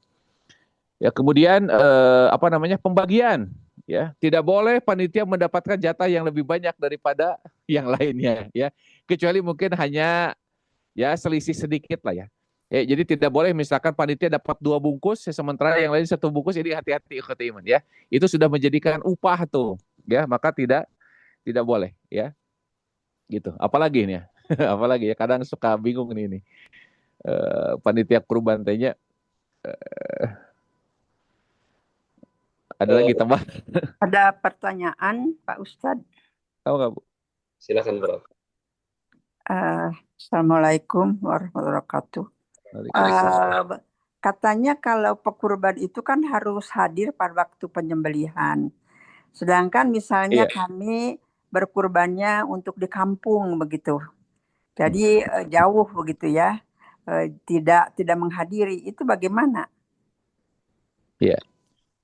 Itu afdolnya Bu ya, afdolnya. Makanya kan sunnah kurban itu, ya sunnahnya nih ya, afdolnya itu yang motong itu kan yang berkurbannya harusnya Kurban, ya. ya. Jadi kayak misalkan kalau kecuali kalau ibu-ibu ya, ini kalau bapak-bapak ya, maka disunahkan bapak-bapak itu memotong hewan kurbannya sendiri Sendiri. gitu. Ya itu sunnahnya afdolnya Bu ya. Terus kalau mampu menyaksikan maka menyaksikan ya. Makanya tadi kenapa keutamaan kurban itu kambing itu kan dipelihara sendiri gitu kan ya. Artinya ada keterikatan kita dengan hewan kurban sehingga benar-benar berasa gitu. Makanya tadi di awal kurban itu bukannya sebatas nominal kan gitu. Ya bukannya sebatas angka ya, tetapi ada perasaan-perasaan lain yang ikut dikorbankan juga begitu ya. Nah, adapun ibu misalkan karena berkurbannya di kampung jauh ya, maka tetap kurbannya sah insya Allah ya. Kurbannya tetap sah meskipun tanpa dihadiri. Begitu. Ya, insya Allah tetap sah. Allah Ta'ala. Pertanyaan kedua, Pak Iya. Ustadz. Mana? Kami dan biasa ini apa di masjid juga ya. Iya. Ternyata misalnya sampai akhir ini ada kan harusnya untuk sapi itu 7 orang. Kemudian ternyata Iya. sampai akhir itu belum mencapai 7 orang. Baru 4 orang ya, kurang 3 orang misalnya. Iya. Itu boleh tidak kalau kita masjid menalangi gitu ya untuk petugas masjid. Misalnya kita keluarkan dari masjid itu untuk jadi 7 orang, 3 orang untuk petugas masjid begitu. Boleh tidak begitu? Nggak boleh, Bu. Nggak Nggak boleh. boleh ya. Tidak boleh. Tidak boleh mengeluarkan dana masjid kemudian mengatasnamakan buat petugas masjid. Nggak boleh, itu nggak boleh ya.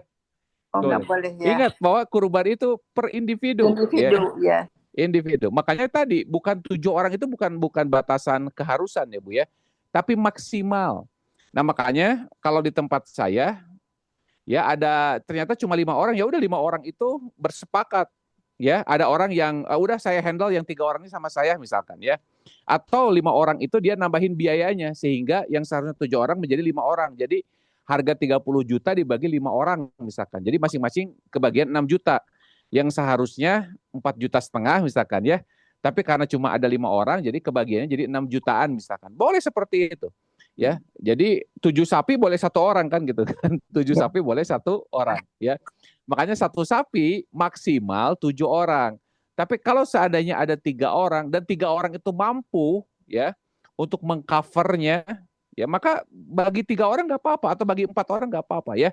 Makanya tadi ibadah kurban itu bukan bicara nominal. Ketika ada orang yang ternyata dia mampu, Pak, bersepakat dengan yang lainnya, udah sama kita aja berempat aja nih, 1 sapi ini, itu jauh lebih bagus, Pak ya. Bu ya, itu jauh lebih bagus begitu ya. Kalau Daripada tidak ada itu gimana? Misalnya sekarang kan harus bayar misalnya 30 juta, tapi ternyata sampai akhir itu tidak terkumpul sampai 30 juta itu. Jadi bagaimana? Ya tadi dipindahkan pertama, ke kambing, dipindahkan ke kambing ya. Pertama, kalau yang 3 orang itu mampu ya untuk mengcover 30 juta itu, jadi masing-masing 10 juta, itu jauh lebih bagus ya. Itu lebih bagus. Ya, itu lebih bagus kalau 3 orang ini mampu mengcover yang 30 juta itu. Ya udahlah kita bertiga aja nggak apa-apa. Dan ternyata memang mampu 3 orang itu, gitu kan? Ya kalau mampu 3 orang ya kenapa mesti 7 orang kan begitu ya? Tapi ternyata yang 3 orang ini tidak mampu, ya keberatan, ya kompak 3-tiganya keberatan ya. Ya dia harus bubar, nggak boleh berserikat lagi gitu ya. Dia nggak boleh berserikat lagi. Dipindahkan ke kambing saja kalau Pindahkan begitu ya. iya.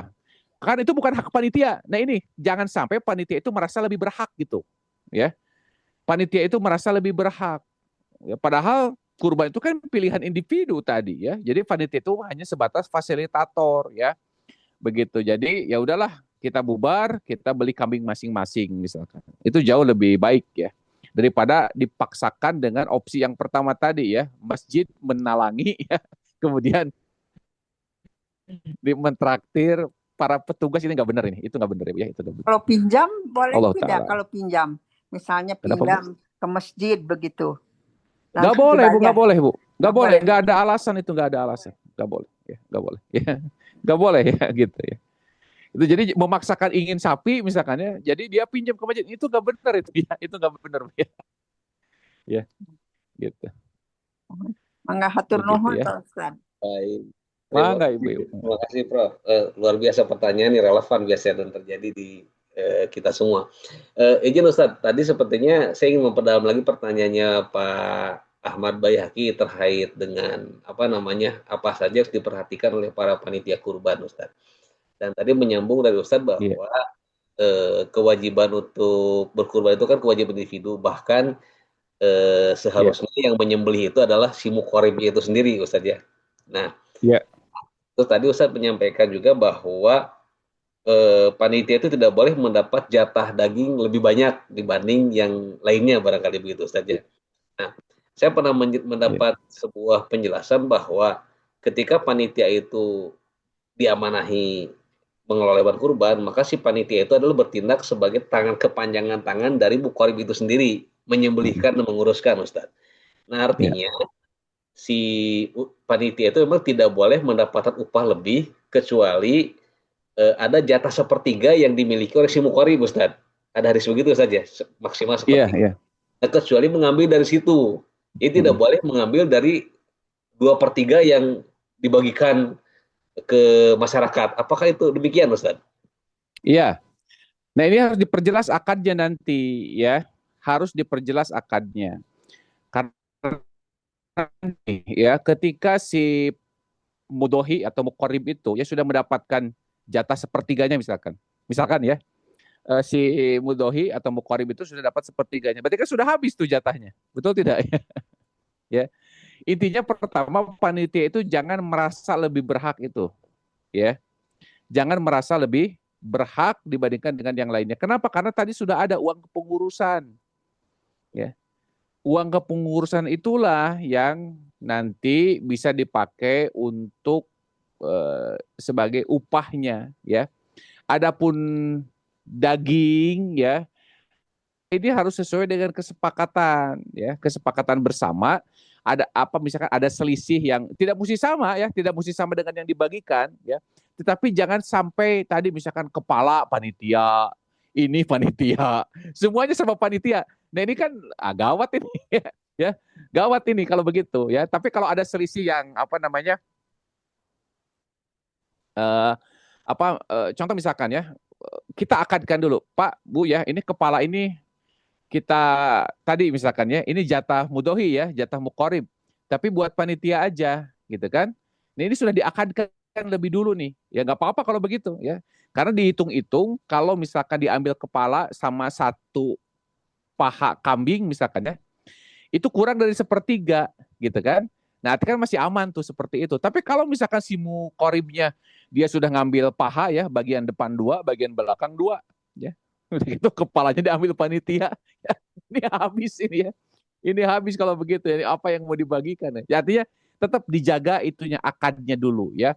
Kalau misalkan secara hitung-hitungan, misalkan kalau di tempat saya ya, di tempat saya itu si muqarib itu dapat paha bagian belakang ya, paha bagian belakang. Dan itu kan kalau dikalkulasikan itu tentu kurang dari sepertiga ya.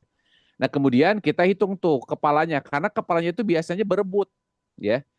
Nah makanya kepala itu saya kumpulkan kemudian dibagikan untuk, saya bukan panitia inti tapi untuk para pekerja ya. Dan itu bukan upah. Kenapa? Karena ada upah yang terpisah dari itu semua. Itu tadi bagian dari sepertiga si muqarib itu ya. Karena si muqarib sudah dapat satu paha, ya. Kalau ditambah kepala itu masih kurang dari sepertiga. Nah, itu mungkin bisa seperti itu, ya. Jadi perlu diperhatikan tuh apa namanya persentasenya, ya. Jadi jangan sampai kelebihan dengan alasan tadi ini mah ada jatah muqarib, tapi ternyata pas dihitung-hitung terlalu berlebihan. Nah, ini juga hati-hati ya. Hati-hati ya gitu ya. Baik Ustaz, ini ada satu lagi menarik Ustaz.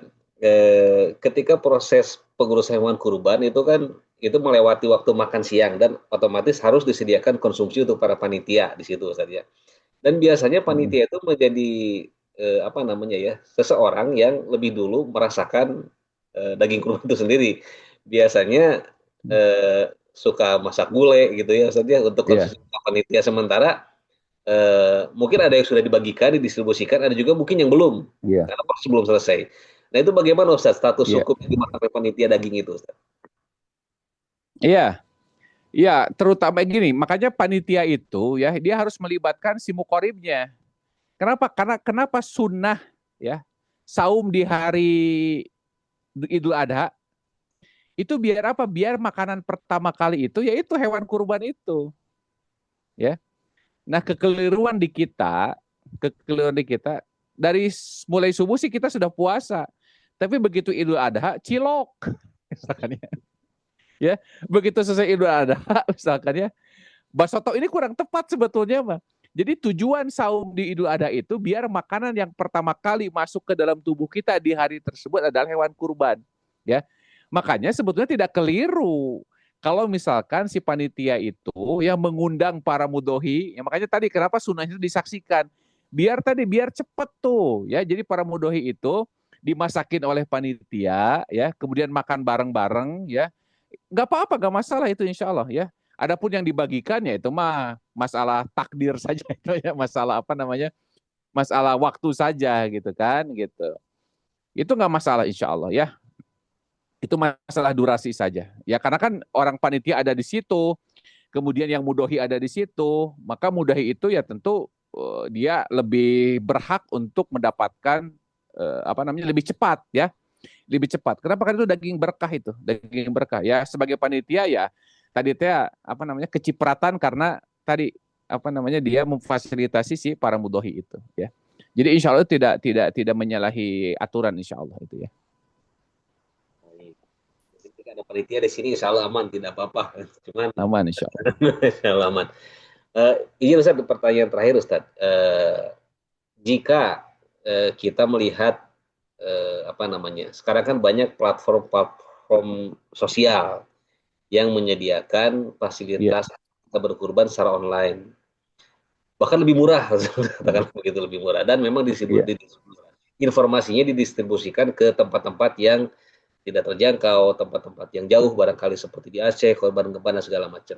Nah Ustaz izin, ketika kita melihat di lingkungan kita sendiri di perumahan katakanlah, di perumahan sebelah kita ada masjid, di perumahan sebelah lagi ada masjid. Kalau di total ada 5 masjid lebih yang menyelenggarakan pengelolaan hewan kurban. Dan kita merasa sepertinya yakin gitu kalau di daerah kita tuh sudah terpenuhi bahkan lebih gitu Ustaz ya untuk dagingnya. Bahkan panitia juga ada yang mungkin mendapatkan 2 kilo gitu ya, bahkan lebih, dan warga juga ada yang lebih dari 1 kilo mendapatkan setiap tahun begitu. Nah kalau kita memikirkan untuk kayaknya lebih tahun ini kita online saja lah, percayakan kepada lembaga amal tertentu untuk di Aceh atau mungkin di Palestina atau mungkin tempat lain. Izin Ustaz, mana yang lebih baik untuk kita lakukan? Karena ada juga yang menyampaikan tadi seperti Prof. Iva sampaikan, kita harus melihat, walaupun kata Ustaz tadi itu afdolnya. Nah, bagaimana kalau kita melaksanakan online Ustaz, dan kita mempercayakan ke tempat-tempat yang mungkin lebih layak untuk menerima Ustaz? Iya. Sebetulnya Idul Adha itu yaitu hari raya di tempat kita. Ya. Terlalu bakhil kita itu ya ketika mengalokasikan hewan kurban ke Palestina, itu bakhil kita itu ya. Betapa bakhilnya kita ketika kita berdonasi hanya di hari raya itu ya. Padahal hari raya itu adalah untuk dinikmati yaitu ya di sekitar kita memang. Ya. Gitu. Itu jadi Idul Adha itu hari raya setempat.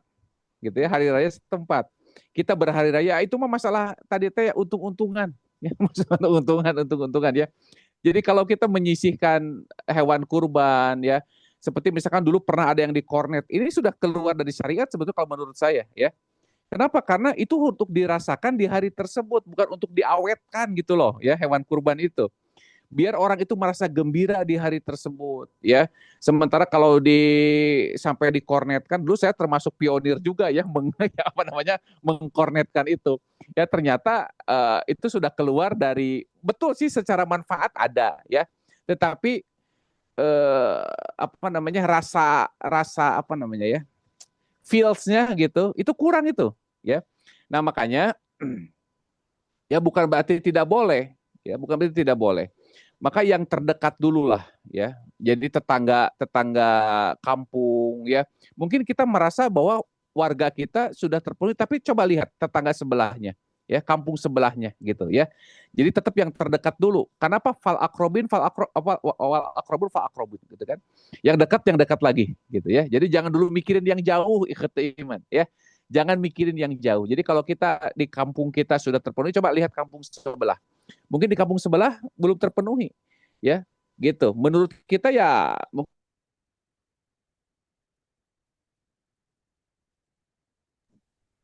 Tidak kedengaran. Oh, Ustaz sepertinya ada gangguan sinyal sepertinya. Pertanyaan terakhir ini. Masih ada pertanyaan, Pak Ustadz Adri? Saya Mangga, Prof, mangga. masih ada pertanyaan lagi. Baik, silakan. Terlempar sepertinya Ustaz ya. oh iya. Tadi seperti terlempar. Jadi intinya Ustaz tetap mungkin Ya. boleh, tapi tetap kita harus lebih mengutamakan memperhatikan di lingkungan sekitar kita Ustaz ya. Iya, lebih perhatikan. Kenapa? Karena itu kita harus merasakan benar-benar hari raya itu seperti itu, ya. Itu bukan berarti kita tidak peduli gitu, ya. Bukan berarti tidak peduli. Masih ada alokasi yang lain ya. Makanya tadi saya bilang itu terlalu bakhil ya. Kalau kita hanya mengandalkan hewan kurban itu. Kenapa? Karena ya saya yakin ya, di apa namanya kampung sebelah kita itu mungkin tidak seperti atau tidak seberuntung kita. Ya, jadi kalau kita memang merasa tercukupi, ya tadi karena kan Allah itu yabsutu rizqo lima yasha wa yakdir. Ya, ada orang yang panitia dapat 2 kilo, ya itu yabsutu rizqo lima yasha ya. Kenapa? Karena mudahinya banyak kan gitu kan. Nggak apa-apa, nggak masalah gitu kan. Gitu. Jadi jangan sampai apa namanya apa ya kita memikirkan yang jauh sementara yang dekat kita tidak terpikirkan. Adapun tadi misalkan kalau kita punya kampung yang memang secara itu tempat lahir kita, di situ ada saudara kita, ya itu tidak masalah insya Allah ya. Nah sementara kita di tempat kita apa namanya sudah terpenuhi, ya udahlah hari ini saya mau di kampung itu nggak masalah itu ya, gitu. Tapi kalau secara online ya puntennya saya lebih apa ya? Itu lebih bisnis provider saya melihatnya ya. Kenapa? Karena mereka itu bersaing di harga murah itu ya. Puntennya saya sering lihat tuh lembaga-lembaga zakat atau mungkin Baznas itu mereka berkurban dengan harga yang sangat murah ya. Jadi ini lebih ke padahal kan tadi kurban itu memberikan yang terbaik ya, memberikan yang paling optimal, yang maksimal yang kita bisa. Sementara para provider kurban itu dia bersaing dengan harga yang paling murah, ya, betul? Nah, Ya. jadi saya melihatnya itu lebih kepada bisnis saja itu, Mah, ya, bukan benar-benar ingin fasilitasi orang berkurban, begitu. Allahu taala alam, ya. Ada pertanyaan, Pak Ustadz. Mangga, Ini kayak kalau kita lihat yang di haji ya, itu kan mereka kurbannya kalau di sana kan itu seperti tadi pertanyaan Pak Ustadz Adri bahwa itu kan di katanya dibuat kemudian nanti dikirimkan ke Afrika kemana saya nggak tahu. Nah itu kemudian untuk yang naik haji itu apakah kurbannya lebih baik di Saudi ataukah di kampungnya? Saya pernah misalnya nanti waktu haji itu kurbannya itu di Badung begitu. Padahal dia sedang berhaji itu baiknya bagaimana tuh? Ya, baik. Ya, yang pertama kalau ketika ibadah haji karena memang gini Bu, karena pemotongan hewan kurban ketika haji itu memang sangat luar biasa tuh banyaknya itu tidak tertampung. Ya beda dengan di kita. Kalau di kita ya satu masjid misalkan 20 ekor sapi itu sudah bisa terdistribusikan itu dengan kampung sebelah. Nah, sementara di sana pemotongan itu terpusat di satu tempat, ya. Sehingga kesulitan kalau misalkan dia harus mencapai daerah-daerah tertentu, dan itu sudah sangat terpenuhi. Makanya wajar kalau misalkan hewan kurban yang di Saudi itu didistribusikan ke negara-negara itu sangat wajar itu, ya. Sangat wajar karena memang berlebihan kalau mereka itu, ya. Itu satu, ya. Nah, sementara yang kedua, haji tamat itu ada namanya dam hadyu. Dam hadyu itu memang dipotong di sana karena sunahnya gini Bu, haji tamatu itu kita membawa hewan kurban dari tempat tinggal kita. Cuman masalahnya kan kita tidak mungkin bawa hewan kurban ke Tidak. pesawat kan gitu. Makanya hewan kurbannya disediakan di sana. Nah, makanya yang tepat ketika haji bukan di sini kurbannya, tetapi di sana. Dan orang yang sudah ibadah haji, ya, yang sudah ibadah haji jangan memikirkan lagi kurban di tanah air karena kurban dia sudah ada di sana, ibu-ibu, ya. Jadi sudah ada di sana. Nah, adapun kalau kita punya kelebihan, misalkan ingin kurban lagi di Indonesia, ya boleh, silakan, gitu, gitu ya. Kenapa? Karena orang yang ibadah haji itu sebetulnya sudah paket tuh, ya, uang kurbannya sudah paket dalam ongkos haji gitu, Bu, ya, yang hadunya itu, gitu. Adapun ibu punya rezeki lebih, ingin kurban lagi di tanah air, itu boleh-boleh saja, ya, gitu. Jadi sebetulnya orang yang ibadah haji itu sudah satu paket, Bu. Hadiunya sudah dibayarkan gitu, ya. Sudah dibayarkan hadiunya untuk berkurban di tanah suci, ya, di Arab sana, ya. Gitu. Tapi banyak orang yang tidak tahu nih, ya. Banyak orang yang tidak tahu sehingga masih itu saya mah kurbannya enggak. Padahal tadi, ya, ongkos haji itu sudah termasuk biaya hadiu, ya. Begitu. Sudah termasuk biaya hadiu, begitu. Haji tamat. Nah, adapun kalau punya rezeki lebih, ya silakan ibu berkurban lagi. Berarti dua, ya. Pertama kurban di tanah suci sebagai haji tamatu, ya. Yang kedua sebagai tadi tambahan saja. Boleh ibu, silakan, insya Allah, ya. Mohon kartos, mangga hatur nuhun Pak Ustaz. Baik, terima kasih Prof.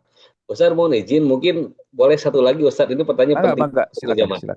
Ini dari Pak Dr. Heri nih, prosesi haji di Mekah Ustaz. Nah, bagaimana jika terutama di Indonesia ini beberapa tahun kemarin, insya Allah sekarang katanya enggak, mau bareng katanya.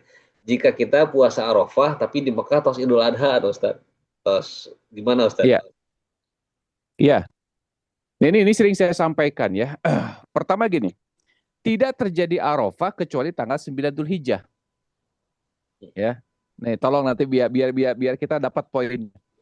Tidak terjadi Arafah kecuali tanggal 9 Dzulhijjah. Oke. Nah, sekarang begini. Dulu kenapa disebut saum Arafah?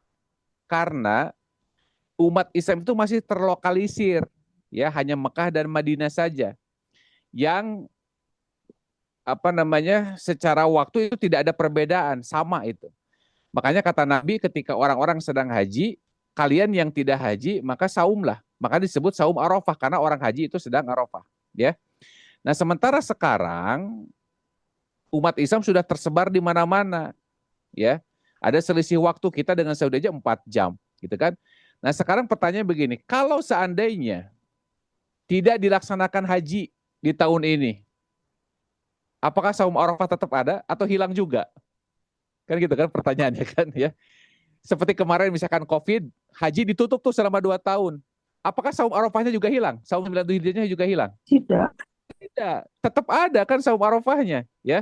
Saum 9 Dzulhijjah itu tetap ada, gitu. Makanya tidak jadi masalah, ya. Kenapa? Karena ada selisih hari, gitu. Jadi kita memang mengikuti tanggalnya. Saum Arafah itu mengikuti tanggal 9 Dzulhijjah. Sebagaimana orang yang wukuf di Arafah mengikuti tanggal 9 Dzulhijjah, ya. Gitu. Adapun selisih hari itu jadi masalah ikhwati iman. Ketika di Saudi sudah Idul Adha, di kita masih tanggal 9 memang. Maka ini tidak perlu risau, ya, tidak perlu khawatir karena Arafah itu mengikuti tanggal 9 Dzulhijjah dan kita pun saum mengikuti tanggal 9 Dzulhijjah. Kenapa? Karena ada selisih hari. Ketika di Saudi mereka sudah Idul Adha, sementara di kita baru tanggal 9 Dzulhijjah. Begitu, ya. Jadi tidak masalah insya Allah, ya. Ya, begitu, ya.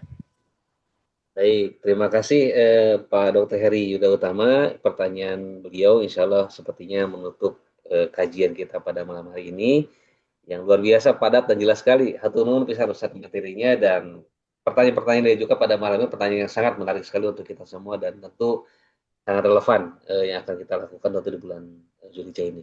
Baik Ustaz, kita sudah tiba di penghujung kegiatan kita pada malam hari ini. Mohon perkenannya Ustaz sebelum ditutup untuk memimpin doa untuk kita semua Ustaz.